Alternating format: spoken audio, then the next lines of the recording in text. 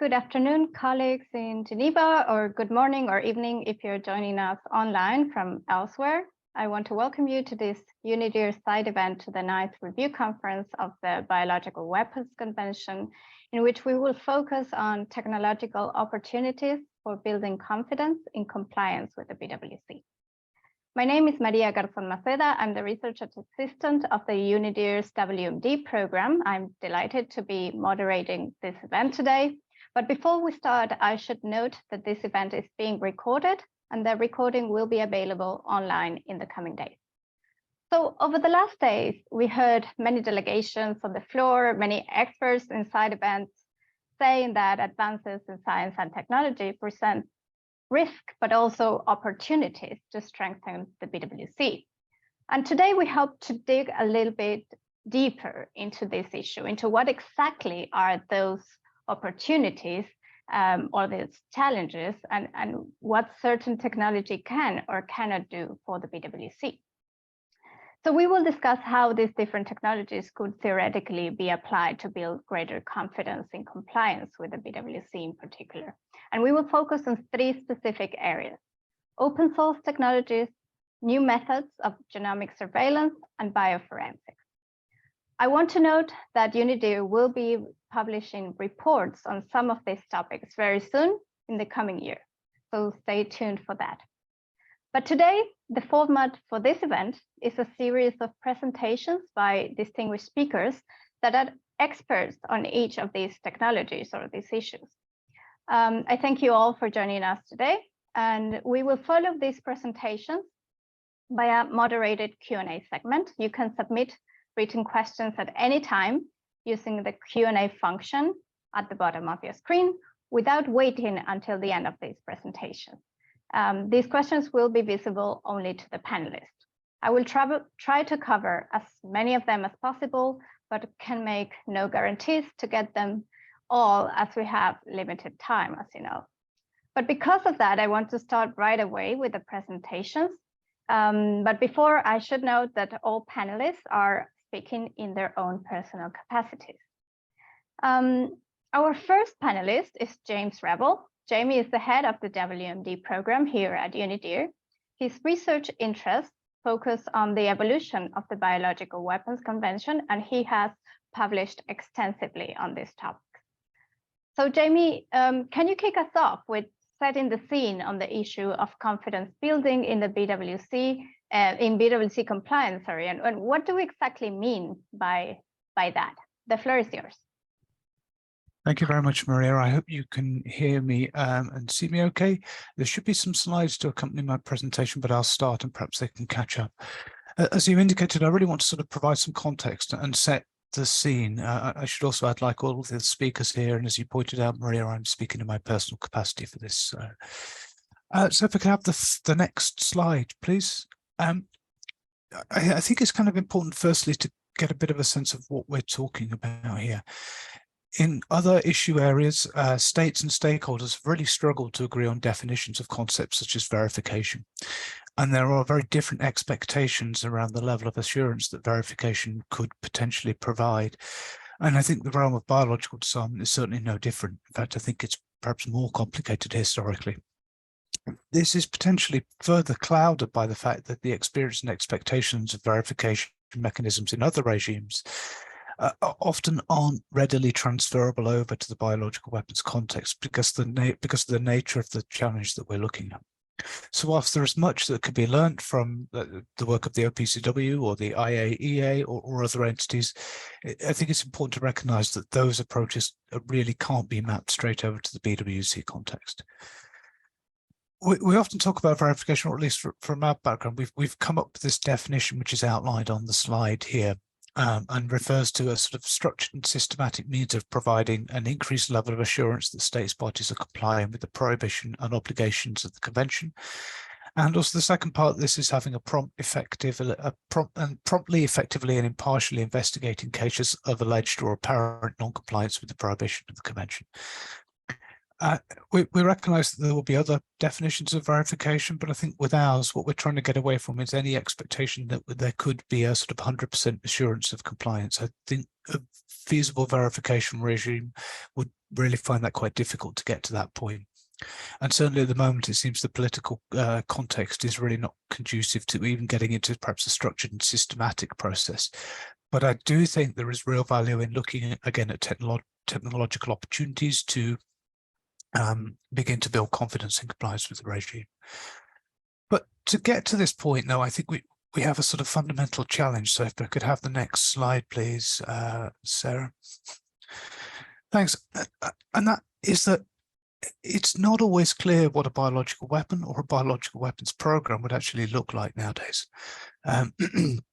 The term biological weapon covers a really quite broad range of agents and delivery systems that could be developed through a range of possible methods for really quite a broad range of objectives. And I think it's potentially important to perhaps reflect a little bit on the potential objectives and how they can vary.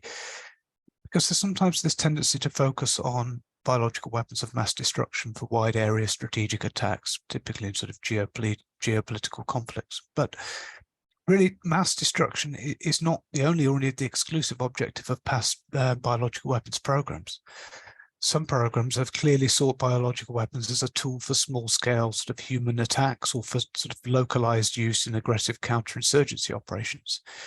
There is quite a long history of biological weapons being used for purposes of sabotaging, so attacks on crops or livestock or trying to affect food security in the state. Then we can see that some programs have aimed to develop weapons that fall short of killing, but actually seek to incapacitate or make adversaries sick. And then there's also a range of other possibilities emerging. So things like anti-material weapons have been discussed at the last review conference, but also at this review conference as well. And there is, of course, a history of biological and more specifically toxin weapons being used for purposes of assassination as well. The point being that biological weapons can have a range of effects that includes, but is by no means limited to mass killing. So it kind of also, and I'd be interested to get people's views here. I think we'll try and run a sort of poll on what people think biological weapons may be used for in the future. I'd be interested to get your views and sort of revisit this later. We don't present this as a comprehensive list, and there are probably better ways of categorizing them, but it might just be interesting because I think it is important in kind of understanding the problem to which the Biological Weapons Convention and some sort of verification regime would be the solution. The sort of corollary of this is that a biological weapons program can take, and indeed have taken, many different forms. There have been a number of sort of state and non-state programs that operated with really quite limited staff and facilities. For example, the Rajneesh program is understood to have been led by 2 individuals. There's support for them, but it's 2 key drivers. In contrast, you can see some state programs have had thousands of employees directly or indirectly connected and have budgets which are in the region of $100 million a year or more, hundreds of $1 million a year, I should say. And then you have programs that fall between those 2 extremes. The past can to some extent be a useful guide for thinking through biological weapons programs, but I think there are also limitations there as well because of the changes that we've seen in science and technology, which could fundamentally change the footprint of any program. So I raise these sort of points because I think it's important to go back to that phase 0 to actually work out what is a biological weapons program, what would it look like today, because that will clearly have an important bearing on efforts to build confidence in compliance and even getting to the point where we can verify the BWC. That said, if we could have the next slide, please. Drawing on some of the sort of early literature around this, in particular the work of Julian Perry Robinson and Cipri many decades ago, there are perhaps ways to at least begin to break down the components or the steps in any biological weapons program. Now, I'm not suggesting the steps that I lay out here are necessarily going to be a perfect set. Some of them could potentially be skipped. Some of them they will probably be approached very differently, but there will be certain steps that one could envisage as being likely in any program.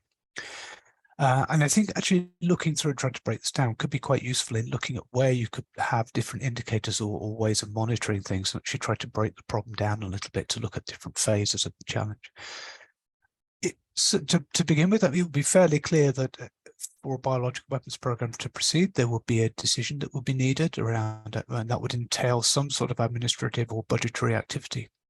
Even in the smallest forms of program, there will be some form of budgetary activity, or at least some financial support for any program. Of course, this will be very closely guarded and probably extremely difficult to detect, but I think even here, there are steps that can be taken to build confidence. This includes through cooperative approaches to demonstrating adherence to the BWC.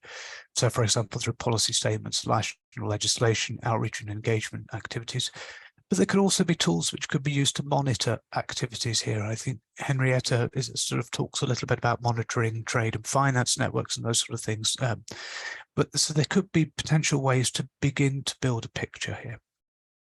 None of this, of course, is going to provide a panacea, but it can begin to provide the indicators that you might want to inform a decision. Second, there is going to be some aspect of research and development. And of course, if you have research and development, it entails having some technical expertise. For significant programs, it would entail weaponization specific expertise, as well as some sort of material, equipment and facilities. Of course, these will all be highly secretive, but perhaps there are indicators and tools to monitor here that could be useful to explore further. Perhaps building up on sort of new ways of monitoring trade, financial networks, open source tools for looking at personnel movement. We've seen this in the nuclear realm, this could be useful, and perhaps looking to exploit satellite surveillance technologies or other remote monitoring tools that could be useful here. The third point is that there's probably going to be some sort of production and sort of storage activities as well. I think here the past is perhaps a particularly poor guide because we're unlikely to see the same sort of production processes or equipment that were used in some of the Cold War programs. It could be different approaches, but nonetheless, there could be ways of trying to pry in and understand what is happening at a particular facility or get a better sense of what is going on. There'll also likely be some testing as well. There could potentially be indicators. I think Ryan may be able to talk to some possible tools here in the subsequent presentation. And then there's also going to be some sort of doctrinal or training activities as well. And I think this potentially creates areas where, of course, will be highly secretive, but not necessarily invulnerable to leaks. So it strikes me that if you try and break it down and look at these particular sections, there could be tools which are relevant to all of them, but there may be particular approaches to monitoring which could help build confidence and compliance by looking at a particular aspect of this and help build a better picture of what is going on. If I could have the next slide, please.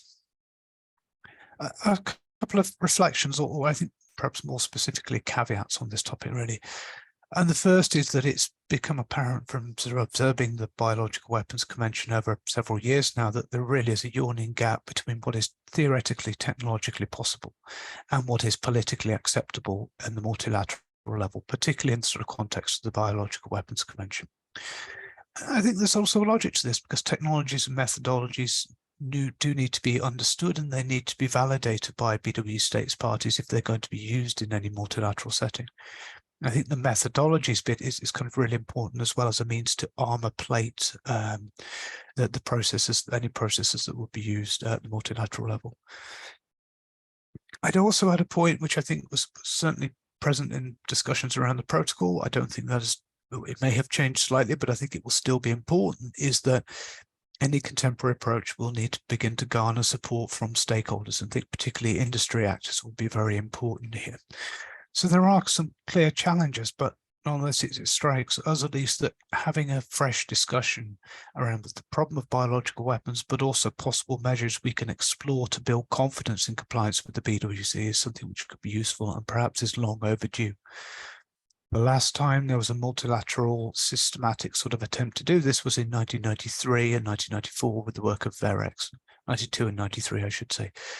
And so much has changed since then, to the point that the 21 measures that were addressed then will undoubtedly, some of those will have moved on, advanced and changed, and new opportunities, new tools are available, on which we're going to hear more shortly. So I'll stop here and look forward to the discussion. Back to you, Maria. Thank you very much. Thank you very much, Jamie. I must say that poll is really interesting, and we will leave that open and share the results later on with everybody, and perhaps we can discuss those. I think it's really important, as you said, to go back to phase 0 and think about what we are trying to achieve with technology on this issue. And also that overview was really helpful. I appreciate the overview of what we can and cannot expect. So not probably 100% certainty, and the difference between the possibilities of technology and the political challenges. And also the point that different tools need to be used in relation to different stages or different areas of compliance. So I would now like to turn to discuss some of those tools in particular. You already mentioned some, but I would like to turn now to Henrietta Wilson. She researches on military technologies, global arms regulations, verification, and teaches politics and international relations at UK universities. She's currently working with the SOAS University of London, where she is co-editing a book on open source investigations and ways in which these can strengthen human security. She's also a research associate at King's College London, where she is researching the BWC and its compliance monitoring arrangement. So Henrietta is certainly well placed to talk about open source investigations tools in the framework of the BWC. And I'm very much looking forward to hear your presentation. The floor is yours, Henrietta. Thank you very much, Maria. It's great to be here. I'm really looking forward to everybody else's talks as well. And also, Jamie, my talk follows on very nicely from yours, so it was really interesting. So to be clear, I'm going to be presenting work in progress that draws on two projects that are ongoing at the moment. First of all is the book that Maria mentioned that I've been editing, comprising a whole variety of open source research practitioners and how they apply their work to strengthening human security. Secondly, I've been working on a project looking specifically at the Biological Weapons Convention and compliance monitoring. So I need to say big thank yous to the 30 interviewees I did to that project and to all the chapter authors, from whom I've learned an enormous amount. So I'm going to be talking about open source research and whether or how it can strengthen compliance monitoring with the Biological Weapons Convention. So what I'm going to do over the next 10 minutes is briefly talk about recent developments in open source research and then reflect on the Biological Weapons Convention arrangements for this. So there's currently a whole bunch of excitement about open source research. So it's worth just saying what I mean by that. There's all sorts of definitions. What I mean is research that relies on publicly available tools and information. The focus is on publicly available, open, not classified tools and information, but it doesn't mean that any old publicly available tools or information count under this rubric of open source research. The research bit is important. The activities by which people choose tools to access, understand, and make sense of the information available is really important. And it should be mentioned that a lot of people are doing this in a lot of different ways. There is, of course, a long history of open source research. Academic research tends to be open source. It tends to use publicly available information. Most journalism tends to use publicly available information. But right now and here, there's an absolute transformation in this sector, underpinned by the growth in digital technologies. In particular, the internet is very important to this. And all of this means that it's much easier to get hold of publicly available data. So now I can click of a few buttons, not leaving my living room, access newspapers from around the world, or access reports from obscure think tanks, things that would used to take a long time, go to a library, set up a special subscription service. It's much easier. On top of those traditional forms of data, the internet also gives access to new forms of data. I'm thinking about social media posts, satellite imageries, all of which can be really pulled for insights and information. Apart from the data, the digital technologies give enormous richness in the tools that are available to find, to harvest, to analyze and store the information. I'm thinking about spreadsheets to keep track of what people find. There are visualization tools to keep track of investigations. You know, involving huge data, it would be impossible, I think, to keep track of things without these digital techniques. I'm also thinking about the collaboration technologies that we're all really familiar with. A lot of open source research these days involves distributed teams, people working remotely, looking through satellite data and collaborating with people on the ground, sending information through social media. And again, the digital tools are absolutely essential to the collaborations. So some attributes very quickly of open source research is lots of it is very good. Peer review checks of it show that it's robust, it's reliable, and it has some advantages. In particular, it can be much more agile than other forms of monitoring. I was aware, for example, in the run-up to the invasion of Ukraine, a whole bunch of people just pivoted to looking at that. It was very quick, it's very straightforward. And there's also, because it's open and fluid and flexible, there are a lot of redundancies which provide some form of internal peer review on the sector. Of course, there are weaknesses. It is not all good. There are certainly examples of open source research that's badly done, that arrives at incorrect or flawed findings. And there's no universally agreed quality check on these things. And while it is pretty accessible to a lot of people, there are clearly barriers to entry. Lots of it is really highly skilled. And so you need the time to develop the skills. You need the technologies to do the work. You need a reliable internet connection. And you also need cultures that enable the internet to be used in particular ways. So this is happening and it's kind of exciting, but there's a sort of so what moment here. Like, what difference does this make to us now? Why should we be interested in it in the context of the BWC? Well, I'm going to say a couple of things that I think are really important. The first thing to say is this new set of activities is really empowering a new set of communities. More people now can see more things around the world than was possible before. It used to be that only a few well-resourced governments could scrutinize developments in ways that are now being done by lots of other people around the world. And embedded in this, there's a whole lot of developments about what end uses are being used. There's lots of people that are collecting evidence of human rights atrocities, lots of people looking at possible signs of proliferation in North Korea, chemical and biological warfare, or weapons or nuclear weapons. And it doesn't take long for me now to reach to what the sort of things that Jamie was saying, that lots of this overlaps with some of the functions we normally associate with treaty verification or compliance monitoring. And in particular, there's a lot of activity looking at proliferation finance flows, monitoring global trade in weapons or weapons components, looking at possible weapons uses. So it really doesn't take much imagination to think, well, that sounds a bit like verification or compliance monitoring. So I'm going to reflect a bit on what that means to us, because it's not clear whether or how existing treaties can use this new activity. There is no mandate at the moment outlining how or what could be used in this context. It is clear that some international organisations are developing their own expertise in this. It is clear that some states parties are doing it or commissioning other people to do it. So it's not like it's outside of this conversation, but at the moment it's not clear how to bring it further in. And that brings us to think about, so what would be needed? And as Jamie said, verification or compliance monitoring in the BWC is kind of tricky. There's this huge dual use overlap, very diffuse set of legitimate activities that would need to be monitored. It's complicated.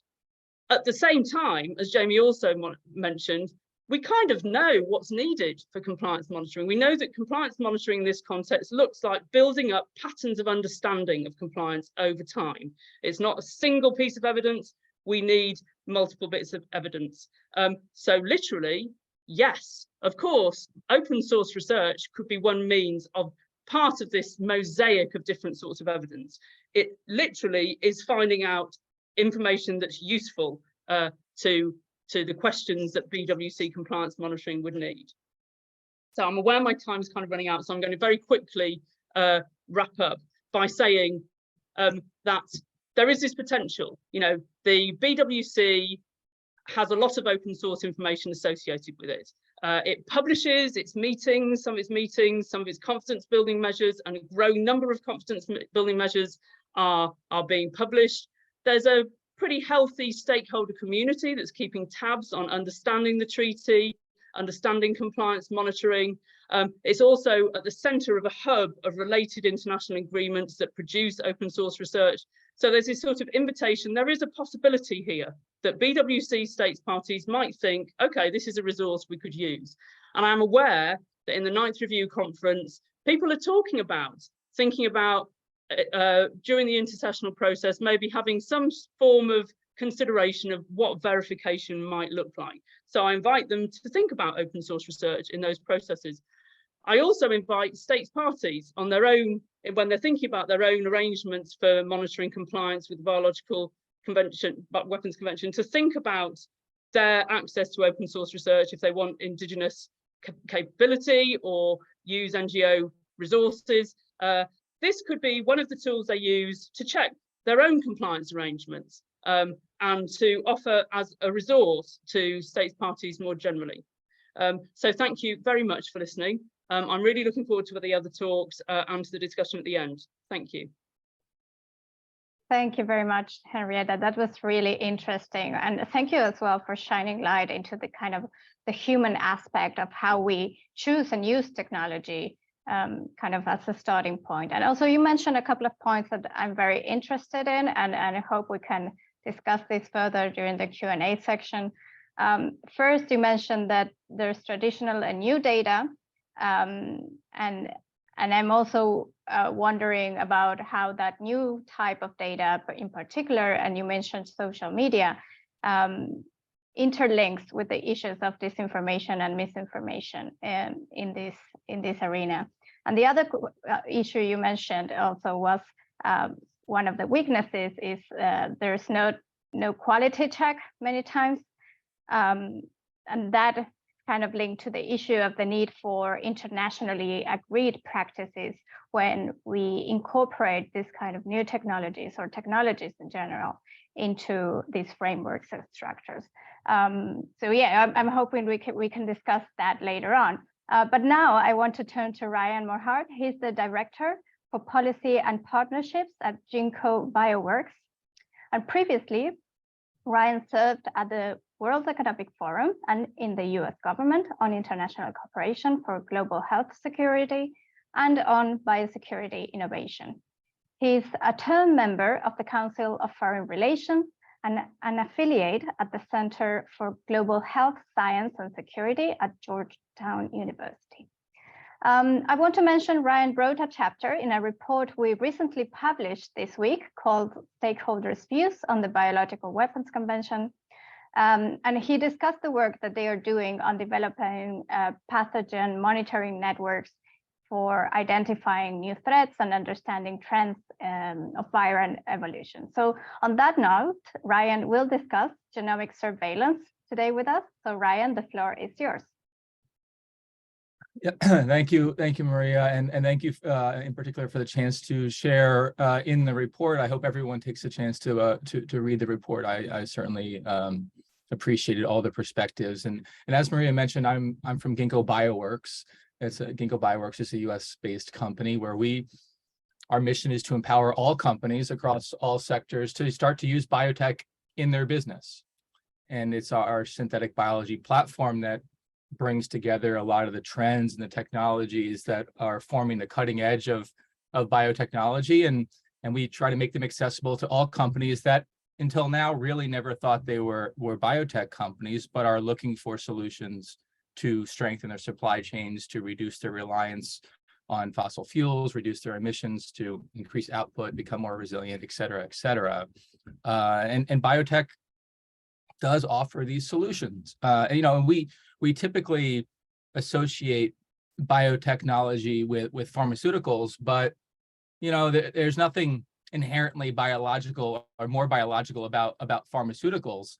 Our environment, our food, our whole ecosystem here on Earth is biological, and so I think in the BWC context, we can discuss these technologies a bit in isolation, but in the context of companies embracing biotechnology more broadly, I think it's worth emphasizing that we are seeing a fairly dramatic expansion in bio-based applications across the economy, and I think this growth in the bioeconomy is particularly notable in a world where more and more governments are looking to biotechnology in the context of geopolitical and strategic ambitions. And so, here in this session, I think we're discussing what are the implications for the expansion of the bioeconomy for implementation of the BWC. And here, I think we are seeing really interesting things. And I just want to kind of highlight a few and then shift to this genomic surveillance piece, where I think where these trends are most dramatic. If we look back just a couple of years ago at, let's take the 2009 H1N1 pandemic response, the response now compared to then almost seems like science fiction.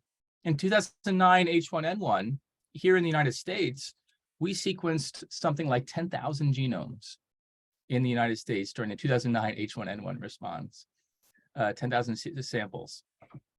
In this response, globally, we're up to 14 million sequences in the public databases. So in 10 years, basically 10 or 12 years, we've gone from 10,000 in a global mobilization here in the United States, samples sequenced in the United States during a global mobilization during responding to H1N1 to 14 million. And the period, this group knows, but the period between those two pandemics, the one we're in now and the one we were in 2009, was almost wholly marked by neglect for pandemic preparedness. There were a couple exceptional moments where, Ebola and Zika and so on, where there was efforts to increase capacity, particularly globally, but in general, almost entirely neglect during that time. And so the difference during those two pandemics is really the difference in response is largely attributed, I would suggest, to the growth in the bioeconomy. And by the way, that's not even really getting into the vaccines bit, where we've seen an incredible explosion in vaccine manufacturing. But this is just on the biosurveillance piece. And so I think it invites a sort of a hypothesis that as we continue to see an expansion of the bioeconomy, as we have over the last 10 years, if we continue to see it, in fact, if we see it accelerate, we will see even more tools available. And we're already starting to see that. And in particular, we're seeing that in biosurveillance. And it's allowing us to do things for biosecurity that were just never possible before, just never practical. And one of those things is basically pathogen monitoring. And this book takes a page out of kind of the cybersecurity book. Biosecurity is increasingly, I think, like cybersecurity. But in cybersecurity, we have services that kind of monitor all the zeros and ones that are flowing around the world in commerce and so on, and we look for anomalies. And when we see an anomaly, we kind of run it to ground and we do attribution and so on, and we look at patches and such to address vulnerabilities. And then we continue to kind of go on with our days in cyberspace. We don't have that in biosecurity, and we never have. It's never really been possible, but it's starting to be possible. Pathogen monitoring is starting to come into being. And I think in the US, we're at Ginkgo, we're running a pathogen monitoring platform. We've sequenced basically over 10 million samples in schools and airports and correctional facilities, other congregate settings. Particularly airports are interesting. And we're looking at pathogen monitoring. We're not necessarily looking at people. It's not diagnostic testing. It's a very different type of testing. It's kind of what DNA is around us at all times. And once we know that, then we can start to see any deviations from those things. And by the way, this is all made much more powerful by in combination with the data that Henrietta that you were referring to. The combination of biological data and open source and other data is what makes this even more rich. And so pathogen monitoring is really interesting. And for the first time, because the tools are there that allow this pathogen monitoring, we're starting to see innovation there, innovation around collection, particularly passive collection.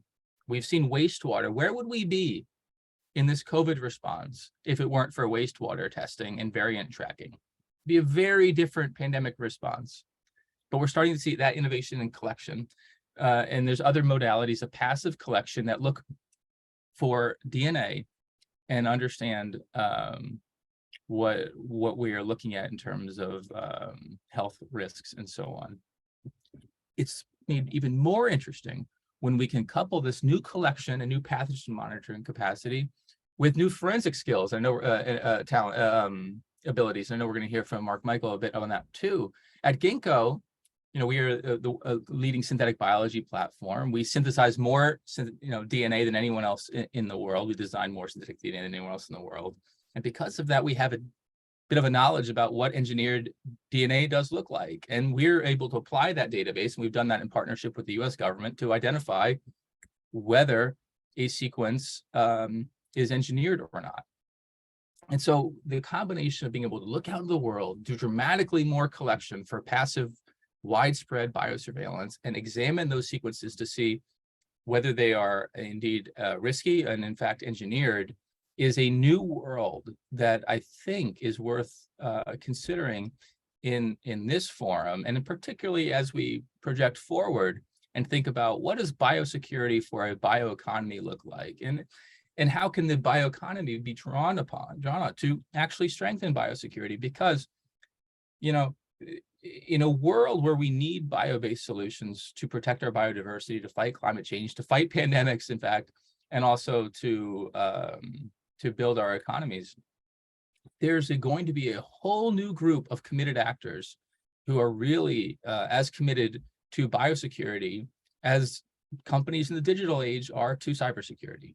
And that I think is a cause, frankly, for optimism around what it means to mitigate the risk and impact of biological emergencies. And that's what I appreciate the chance to share that perspective today. And I'm looking forward to the next presentation, but also a Q&A and a dialogue. So thank you, Maria.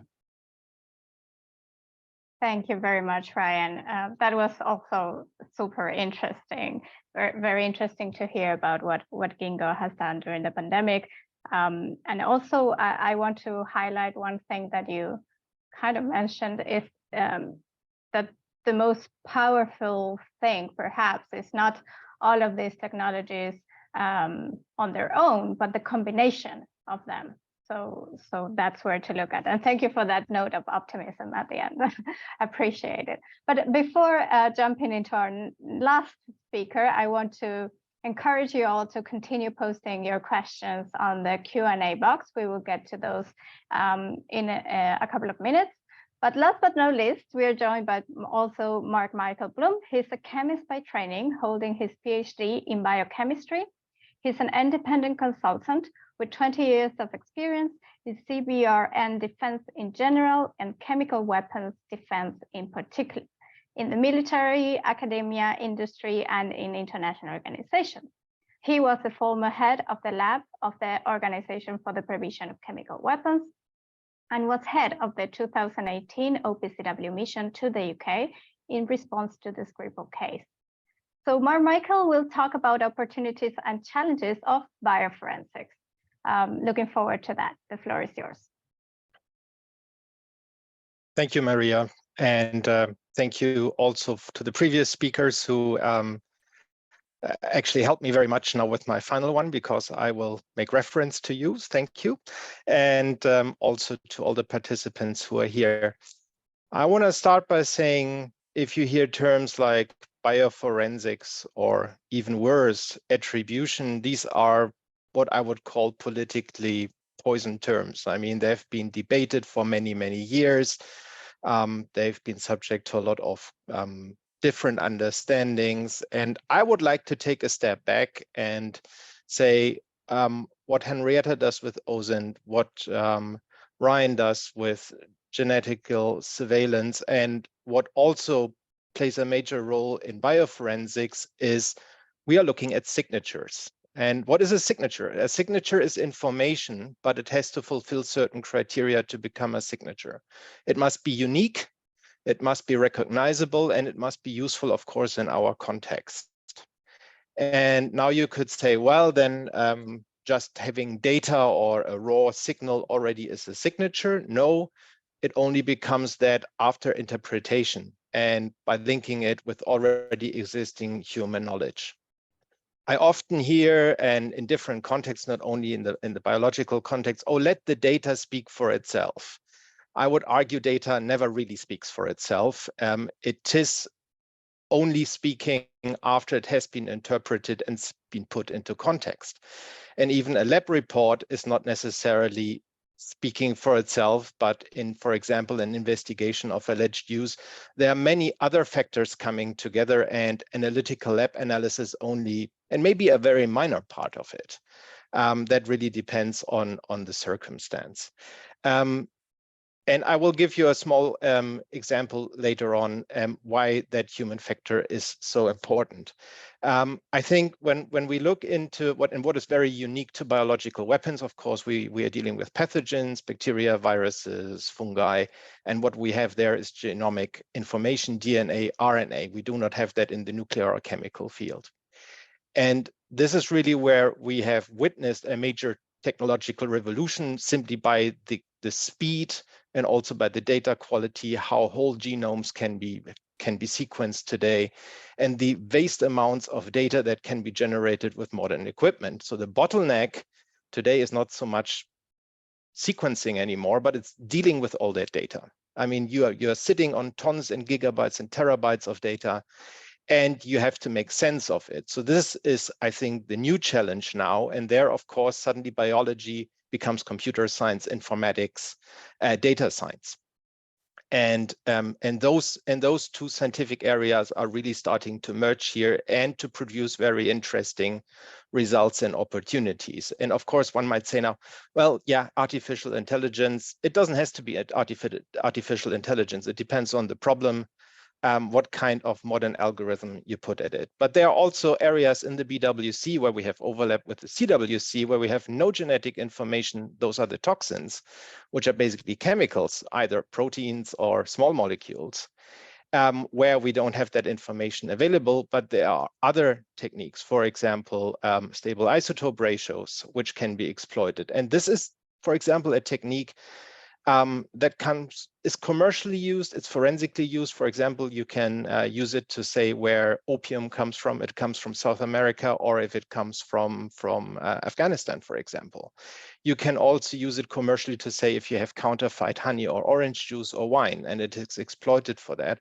And that's another major point. We do not have to specifically develop technologies just for biosecurity. It's more like fishing the technologies that are invented and generated in academia and in industry, and it's just like making or getting them to use in our setting. But that, of course, needs internationally accepted methods. And this, I think, is one of the really major challenges, because, of course, we do not have the same kind of technological advanced laboratory capabilities in all countries.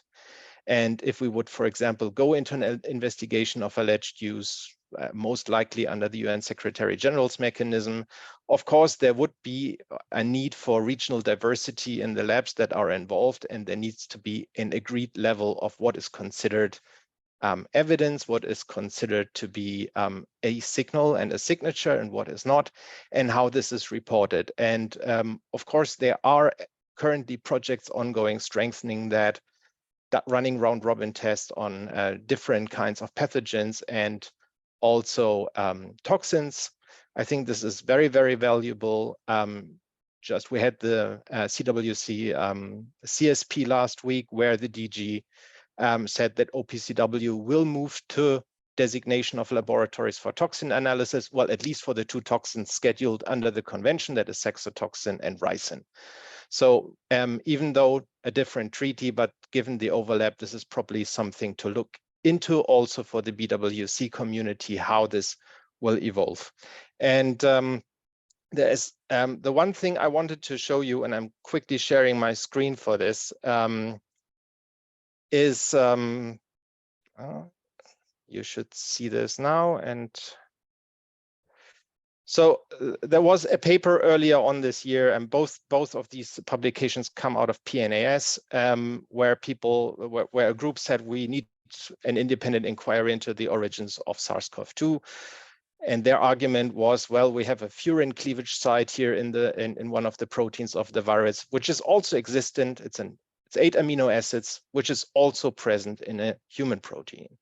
And then in September, this was refuted in a letter saying, no, sorry, this cleavage site was not engineered. And if we look at it, you see here on the top, these are in the red block, these 8 amino acids. On the top, you have a human protein, and then below that is SARS-CoV-2 in the spike protein. And yes, those we see, let the data speak for itself.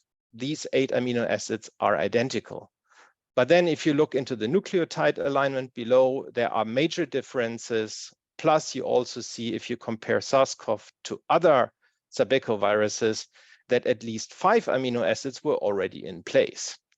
So, and the author of that letter, and I think this is a pretty convincing one, argues this is not engineered. And here you see, as you have the genetic, you have the protein sequence, you have the nucleotide sequence, and still you have people arriving at different conclusions. I would tend to also say from the evidence I've seen that this is not engineered, but people might disagree. But I wanted to highlight the importance of the human factor here, of interpretation of data. And this again highlights the importance of groups all around the world working in these areas, arriving at commonly accepted criteria for identification and reporting. I think this is really key, because otherwise such results will never be accepted. I'm not even talking about tribunals or courts. I mean, you have to persuade people, and you have to say this is good science. And this is something everybody can believe and agree to. And I think there is a very important role here also with respect to Article 10, where we actually have some ways where we can have effective collaboration and knowledge sharing between state parties. By the way, all these techniques are not only useful in the context of biosecurity, they are also very useful for countering public health risks, for countering and dealing with crop safety and all these things. So there are massive other benefits outside of the biosecurity area. And given the individual technologies that can be used, I would like to already point you to early next year, where UNIDIR will have a publication out on this. And with that, I thank you for your attention. I'm looking forward to the Q&A. Thank you. Thank you very much, Michael. I think that was really interesting also. And I'm starting to see a lot of linkages and common threads that are mentioned, in particularly coming back to what Jamie was saying, and what we mentioned about the human factor and the importance of interpretation of data. So the fact that we cannot be probably 100% sure of compliance, but we can achieve an increased confidence or increased levels of assurance. So with that, I would like to encourage you all to keep posting your questions on the chat. I'm sure you have lots of them. But before we go into the Q&A segment, I want to share with you the results of the poll we had. Let me just get to that and we can discuss it.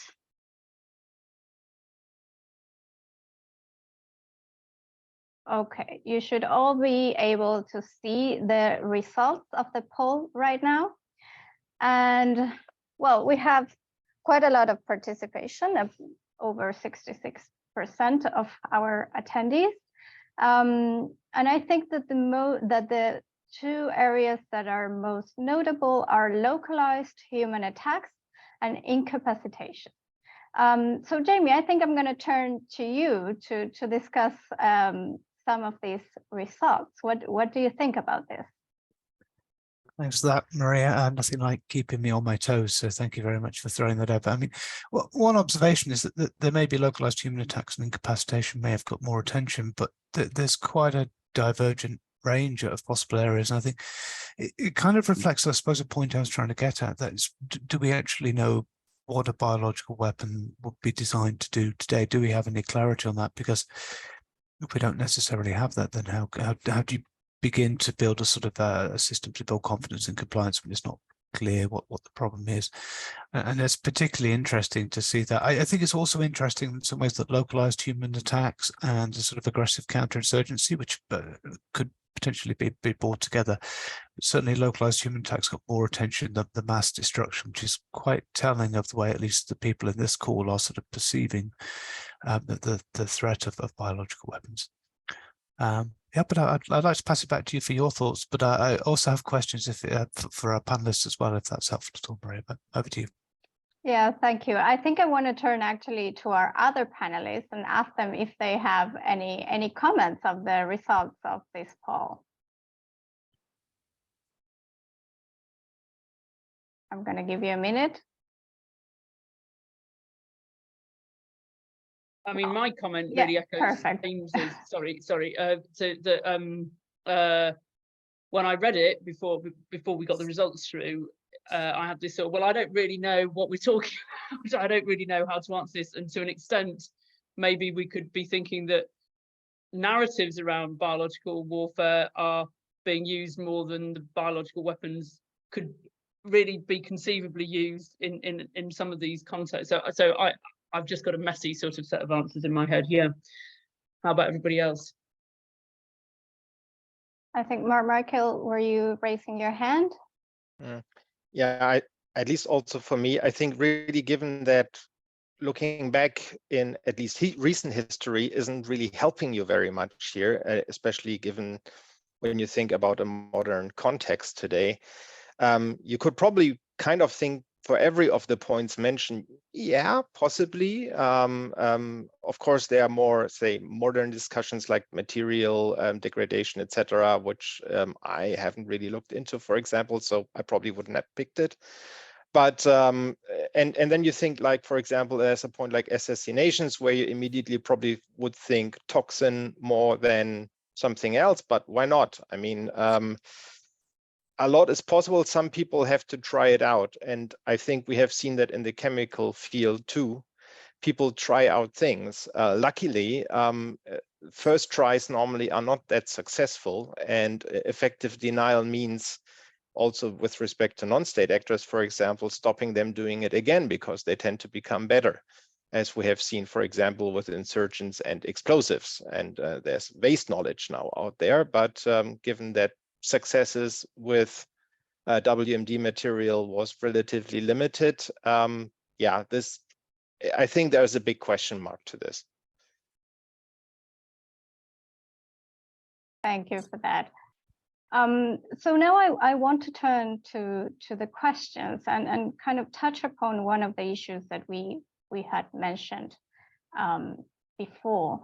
I want to ask you, what are the emerging trends that you see on technological governance or policy making with regards to the biofield in line of the pandemic and the rapid spread of science-related disinformation and misinformation?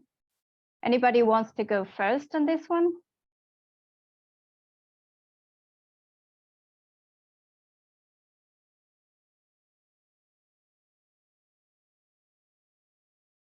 I'm happy to say a few words. It will be fairly speculative, my answers, if anybody's happy for me to dive in.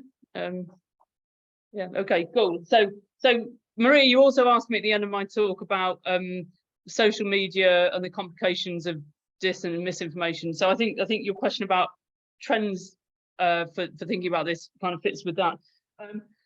So I'm not sure that I'm aware of any sort of sector-wide, nationwide, or kind of unitary trends in this area. I am aware that individual open source researchers are developing their own policies, and they're pretty good, and they look like the sort of things that Ryan and Michael were talking about.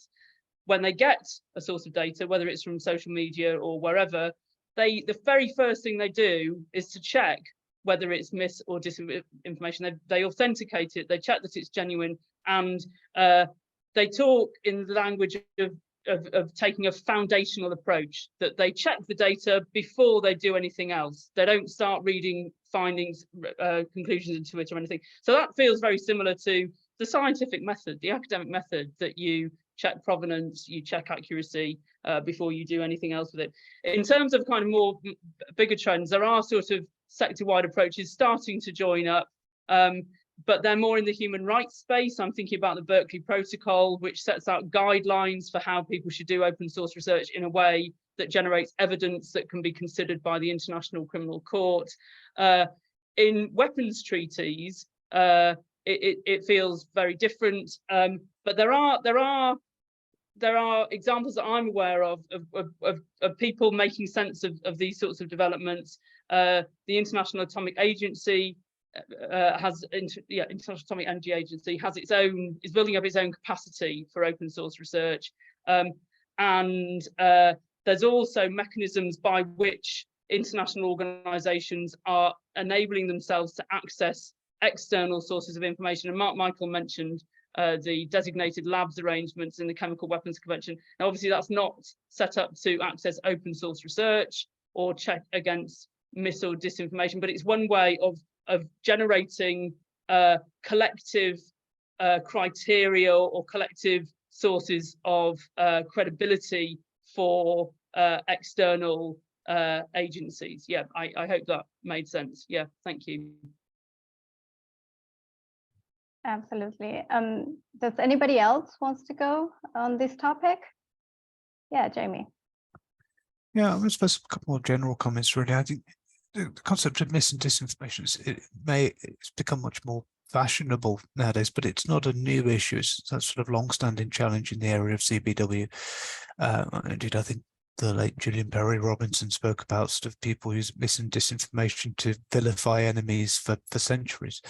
So it's not a particularly new issue, but I think it's become more acute because it's faster and it spreads quicker than it used to in the past, and it's probably a little bit easier and cheaper than having to go and distribute leaflets nowadays. So in terms of responding to it, I think one of the means of trying to address this, which is perhaps never going to be entirely perfect, but it is having methods and guidelines, or at least without constraining a particular investigative process, but at least having processes that are agreed in place, which again may not be perfect, but the more you can kind of build in and get agreement on particular steps and how it's going to be done and get people to buy into that, I think that can strengthen the sort of any effort to build confidence with compliance. Of course, there'll always be limitations in the evidence base that you have, and as Michael pointed out, the complexity of the interpretation could be different, and that could create sort of loopholes which could be exploited for politically sensitive situations. But I think as far as possible, I think that if you can build an understanding of expectations, build sort of methods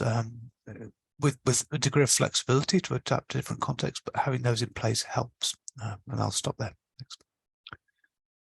Yeah, absolutely. Thank you. Anybody else wants to chip in on this? Please also make sure you can raise your virtual hand, as Michael has just done. Yes, please. It's just an observation with respect to disinformation, or however you want to call it, in context of the CWC. The actual analytical work conducted by the OPCW designated laboratories has never been challenged by nobody. Other things have been challenged, but the actual lab work has not. And of course, the problem, I think, is more the actual deep science that is involved is complicated. It's nothing that is easy. I mean, this is nothing you put yourself in a TV talk show and talk about this. It will be very difficult. So you have to translate it into a language that can be understood by people outside of the scientific community. And once you get to these higher abstraction levels, when you take your findings and your interpretations, and that gets to a higher level, then this information, I think, becomes more prone to misinterpretation or wrong interpretation. But again, on the very deep laboratory analytical side, I think at least it has never happened. It might happen in the future, who knows? But given that, at least in the CWC context, the rules to become a designated lab and stay one are very stringent. Everybody knows that. And of course, I mean, OPCW has now conducted over 50 proficiency tests for these labs, 2 per year. So this is already at a very mature stage. And I think this is also why there is general trust in the analytical work of labs. Thank you very much. I would now like to move on to another question that has been posted in the Q&A regarding emerging technologies. I'm going to read the question out. It can often be hard to keep up with verification efforts. How do we balance these dual-use technologies and their normal research uses? And what is an irregularity? Brian, please go ahead. Yeah, thanks, Maria. I think, I mentioned, I'll just offer a bit of an answer. I think it's a difficult problem. But I mentioned in my brief remarks about how biosecurity is borrowing some lessons from cybersecurity. There's a couple areas where I think that trend, I think, could speak to this question. And there's three. One is, I think we need to bake biosecurity into the bio revolution the way we didn't bake cybersecurity into the digital revolution, right? So we had a digital revolution, and then we came around later on and said, wait a second, there's some cyber risks here, and we did our best, and we're doing our best. So we can bake biosecurity in this kind of step one. Step two is, I think we've seen in digital the emergence of platforms, and then platform-derived cybersecurity. So platforms are emerging also in bio, and platforms emerge for lots of reasons, but one of them is just to make tools more accessible, and you allow folks to kind of take full advantage of economies of scale and higher power for cheaper, continued kind of innovation. In kind of a variable cost outsource approach, like kind of in the cloud, where we used to all put IT servers in our back rooms of our of businesses and so on, but now we have Amazon Web Services and Azure and all these other, Google in the cloud, where you're getting high quality compute offsite and kind of a variable cost. But with that, not only is it easier, but with that you're getting a lot of cybersecurity, because those big platforms are pretty good at cybersecurity. And the last thing I'll mention that you get with the third point about kind of this trend is you're seeing more, as things are kind of the offsite and you're kind of these tools are kind of becoming collected on these platforms. You're seeing more, and almost to the point that Mark Michael was making about abstraction, you're actually seeing the tools and the applications abstracted, and so the really hard stuff is actually a bit hidden. So the users end up just kind of in an abstracted layer, and the technology can happen somewhere else. Well, with that, a couple things happen. I mean, one, the amount of people who are able to use the technology explodes, which is very exciting in terms of workforce and opportunity and innovation and things like this. But you also get a bunch of security. Like, there's only so many ways I can slide my fingers around my iPad, and none of them are going to take down the electrical grid. It's not like, I might mess up my application or something like that, but it's not going to be damaging. And I think that is exciting in terms of platform-derived biosecurity, allowing folks to use the most interesting applications to do very creative things to solve really hard problems with the latest technology around synthesis and sequencing and so on. But knowing that based on the way the platform is designed and the applications and the use is designed, it won't cause a risk is really exciting. So I think platforms are great. And we're at a phase now in bio where the platforms are still kind of like the big computers in a room at MIT or something like that. We're not in the personal computer phase of the bio revolution. That's a different world, right? That will raise its own new challenges, but we're nowhere near there yet. And so in this moment, I think we get to the sort of embrace the platform-derived security. And that's where I think tracking emerging technologies gets a little bit easier than it might seem in that kind of a hypothetical. Thank you, Ryan, for that answer. Does anybody else want to chip in? Maybe Jamie? Yeah, and just I suppose a wider point on emerging technologies, it does, at least for me, kind of trying to keep up with these things, kind of points to the importance of having some mechanism through which you can actually take stock of the science and actually continue to have an ongoing sustained discussion around this. I think that's just reiterates the importance of having that in the BWC context as well. But I'll leave it there. I suspect others may have wise words on this. Thank you. Well, if nobody else wants to chip in this question, and I'm seeing we don't have much time left, and there are many remaining questions, but I do want to raise other one in the Q&A. I'm going to read it again, and we kind of sort of discussed this issue. But what the question is, what kind of level of confidence regarding convention compliance can new technologies provide, especially as compared to the verification tools other WMD treaties have in the verification mechanism? So, Michael, you have been bringing this up in your last intervention and before as well, but I wonder if others also have comments on this. I mean, a sort of quick response to me, but I'd much prefer to pass it back again to Michael, I think, and duck this question. But I talking about levels of confidence, I think could be really tricky because it can also depend on a number of factors, including sort of confidence for whom, because the same body of information will bring different levels of confidence for allies compared to what it would bring for adversaries. So I think there is a sort of a degree, an issue there.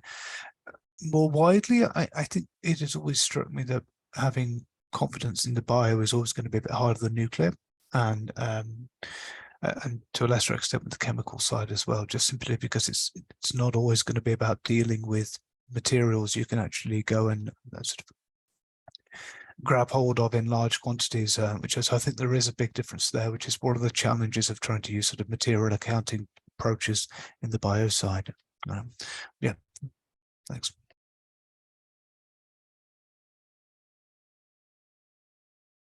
Yeah, thank you. Yes, please go ahead.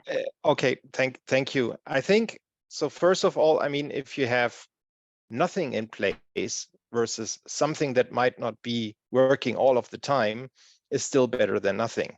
But I mean, what are the ideal outcomes? You have a scientific question and you get either a clear yes or a clear no. That's perfect.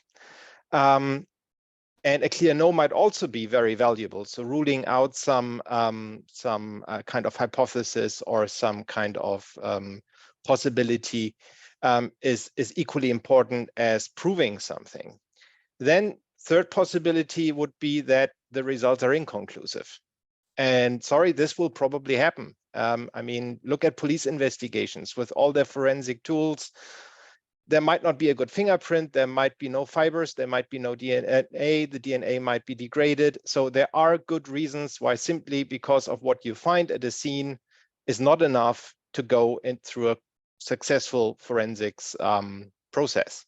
So inconclusive is bad, but as long as you say, sorry, it didn't work, we can't, it's also fine. I think the real risk is, what is the risk for a false positive, or sorry, for a false no or a false yes, where you have a false positive or a false negative, where you come to a scientific result that is clearly untrue.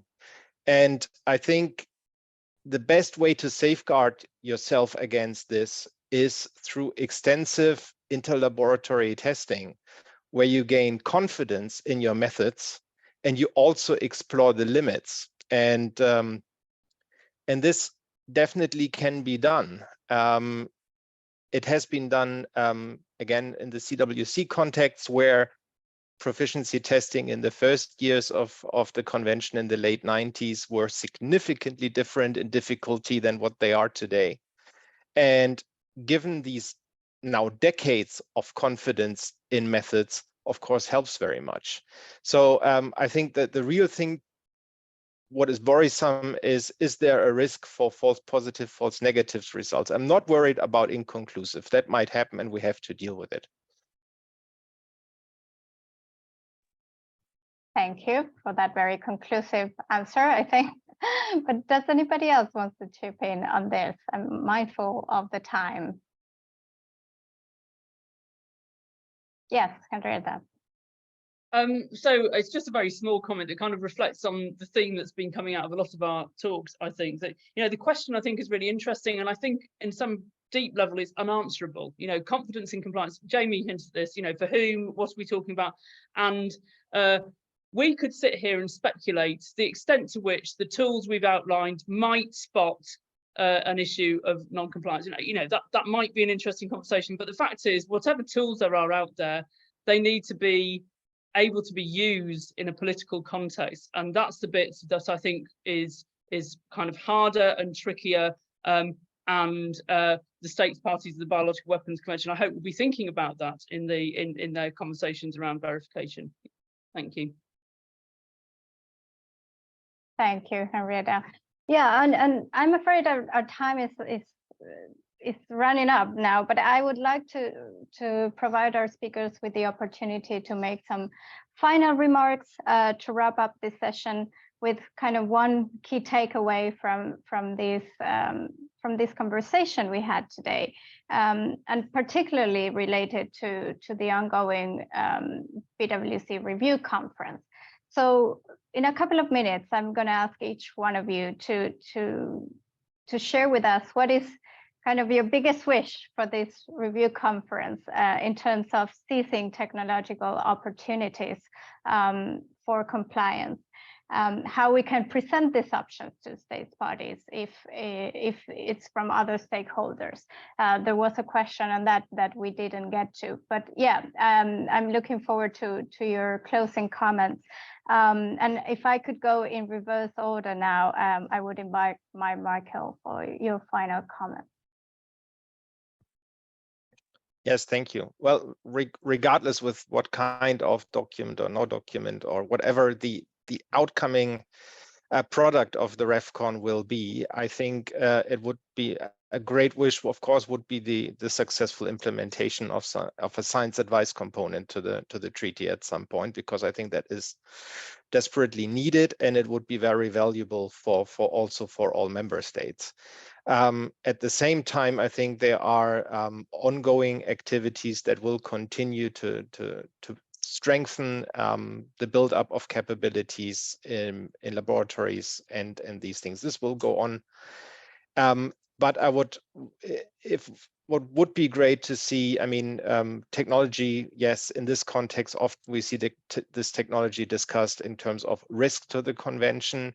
Today, we talked about opportunities, which I think is really great because it's definitely both. And at the very time where new threats emerge, also new tools emerge that allow us to counter them. And in the end, successful tools to find non-compliant behavior is, I think, a very strong deterrent to even start with this kind of behavior. Because if there's a high risk that you will be identified, then you might not do it in the first place. So that, I think that is a very important part for me. Thank you. Thank you. Ryan, could I move forward with you now? Yeah, sure. Thank you. And thank you again for the chance to be on the panel today. I think my greatest wish for the convention is to see a recommitment to the convention and in fact to the multilateralism that underpins it. I think in particular on our discussion this morning, I think it's that states parties would view advances in biotechnology and associated risks, not just in the context of the traditional shape of biological risk that's been discussed in the BWC, but in the context of applications of biotechnology in the other areas where their governments are interested, whether that's geopolitics or fighting climate change or addressing biodiversity, et cetera. And because I think that's where we'll see well, that's where the world seems to be going, but I think that's where we'll see the greatest solutions. Thank you so much for that. Henrietta, you have the floor now for your final remarks. Well, thank you very much. What an interesting webinar it's been. Thank you to all the speakers, and thank you for the invitation to be part of it. I agree with Michael and with Ryan. I think scientific advice, recommitting to the convention is very important. I also echo the feeling that there are technical opportunities. They do exist. The sort of things we have. It's not science fiction. It is actual real possibilities for now. So it's very easy to get sidetracked by the, oh, but they can't solve this or that issue, and they can't do this, and be bogged down with the politics, the difficult politics. But I would invite state parties to try very hard not to get derailed by that, because the opportunities are there. Thank you very much. Thank you, Henrietta. And last but not least, Jamie, the floor is yours. Yeah, thank you, Maria. I sort of echo everybody else's point. I think Ryan's the idea of recommitment to multilateralism and some of the points you raised. I mean, Michael and Henrietta, technological opportunities I think are really important. And it almost seems like a timely, sort of exciting and useful discussion and sort of a process of knowledge exchange and cooperation to actually be had around these technological opportunities.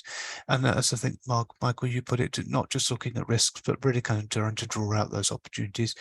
And that seems a potentially far more constructive discussion to have in and around the BWC than we've seen for several years now, in a entirely personal view. So it would be good. And there are other things needed to do that as well, but it certainly strikes me as useful. I'll stop there. Thanks, Maria. And thank you to everybody else. It's a pleasure to join you. Thank you so much, Jamie. And indeed, thank you once again to all of our speakers for the insights. This has been indeed a very interesting discussion, a stimulating discussion. I think, I hope our attendees take away a lot of ideas, and why not maybe some questions to keep thinking about. But also, apart from our distinguished speakers, I want to thank the People's Republic of China and Effective Given for supporting UNIDIR's work in this area, and we look forward to further discussion and sharing the written outputs that we mentioned throughout this webinar with you in the next year. I also want to thank our team at UNIDIR that helped produce this event, including Manon, Sarah, and Vivian. And lastly, I want to thank you, the audience, for joining us today. I would like to remind you that there are papers on these issues coming up soon, as I said, and that UNIDIR has put together a series of materials in support of preparations towards this RepCon, which can be found on the link shown on screen or on the chat.